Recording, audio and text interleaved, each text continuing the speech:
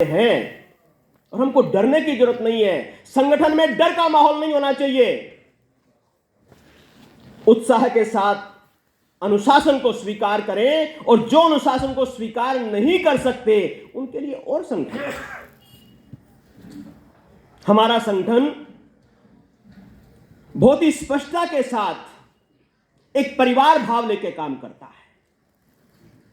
जैसा मोनिका दीदी ने कल कहा कि परिवार की सदस्यता उनकी एक बहुत खूबसूरती है हमारे संगठन में। और इस नाते जब हम परिवार भाव की बात करते हैं तो परिवार भाव क्या है आखिर? जहां हमें आत्मीयता, सम्मान और श्रद्धा के साथ जीवन यापन करने का अवसर मिले, स्थान मिले, वो परिवार। यदि भौगोलिक और रचनात्मक परिभाषा देखेंगे तो कहते हैं कि छोटा परिवार यानी मम्मी पापा बेटा बेटी। उससे थोड़ा और आगे बढ़ेंगे तो ताऊ चाचा मामा।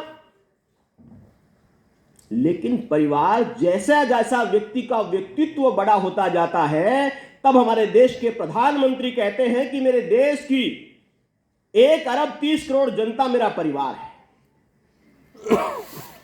और उससे भी आगे बढ़कर के भारतीय सनातन परंपरा के अंदर तो वसुधैव कुटुंबकम की बात कही गई है। जो वसुधा के अंदर हैं वो सब मेरे परिवार हैं। और इस नाते हमने जीव जंतुओं के साथ, नदियों के साथ, हमारी गाय माता है, गंगा माता है, बिल्ली मौसी है, हर प्रकार के जीव जंतुओं के साथ हमने एक रिश्ता कायम किया है। भारत की सनातन परंपरा प्राणी जगत के साथ जुड़ाव यानी परिवार भाव देखती है। मैं से हम का विकास हमारी सतत प्रक्रिया है संगठन की। और वो तब होती है जब मनुष्य के जीवन में 3 प्रकार की शुद्धियां, एक भाव शुद्धि, जिसके अंदर एक व्यक्ति के अंदर भाव अच्छी होती है, तब कहते हैं कि जैसी रही भावना उस जैसी प्रभु मूरत देखी तिन वैसी। कि जिसकी जैसी भावना दिखती है, एक स्त्री आ रही है सामने से और स्त्री के बारे में अलग अलग पुरुषों के मन में अलग अलग भाव आते हैं। हर किसी के प्रति हमें देखने का भाव कितना महत्वपूर्ण है। जैसे कल कितना सुंदर शाम को एक सांस्कृतिक कार्यक्रम में भगवान राम के प्रति अलग अलग भाव, कोई उनको भगवान देखता है, कोई उनको बच्चा देखता है, कोई बालक देखता है, कोई मित्र देखता है, कोई सखा देखता है। तो भाव शुद्धि बचपन में ही घर में बालक को संस्कार के रूप में सिखाई जानी चाहिए। घर की दरवाजे पे साधु आया, घर का यदि बड़ा उसे भिखारी कहेगा तो उसके मन में भिखारी का भाव पैदा होगा बच्चे के मन में। साधु बाबा आए हैं यह कहने से साधु बाबा का भाव पैदा होगा।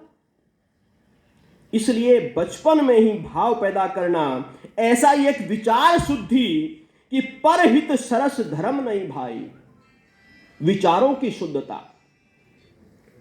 कहीं मन में विचार ऐसा आता है तो उस विचार की शुद्धता जरूरी है। ऐसे ही क्रिया शुद्धि, ये 3 बातों की जब हम शुद्धि की बात करते हैं, जो हमारे क्रिया है साधन शुद्धि, तब हम संस्कार की तरफ बढ़ते हैं। जीवन में जिन 5 ऋणों की व्यवस्था कल्पना की गई, उन ऋण को उतारने के लिए हमको जीवन यापन करना। पहला ऋण हमारा देव ऋण है, जो देवता के प्रति हमें चुकाना है। देवता ने हमें, जो भगवान ने हमें जन्म दिया, खुशहाल रखता है, प्रसन्न रखता है। देव परंपरा के प्रति आत्मश्रद्धा जगाना, पितृ ऋण, जिन्होंने हमें जन्म दिया माता पिता ने, उनका ऋण चुकाना जीवन में। ऋषि ऋण, जिन्होंने हमें शिक्षा दी, गुरुओं का ऋण चुकाना। समाज ऋण, जिन्होंने हमें पहचान दी। और सृष्टि ऋण, जो प्रकृति हमारा पालन पोषण करती है। इन 5 ऋणों को चुकाना अर्थात जीवन है। इसके लिए हमें अपनी सकारात्मक दृष्टि लेकर के काम करते रहना चाहिए। भारत विकास परिषद एक लंबी श्रृंखला कार्यक्रमों की चलाती है। मैंने अनेक शाखाओं का प्रवास किया, जिला केंद्रों पे भी गया, प्रांत केंद्रों पे भी गया,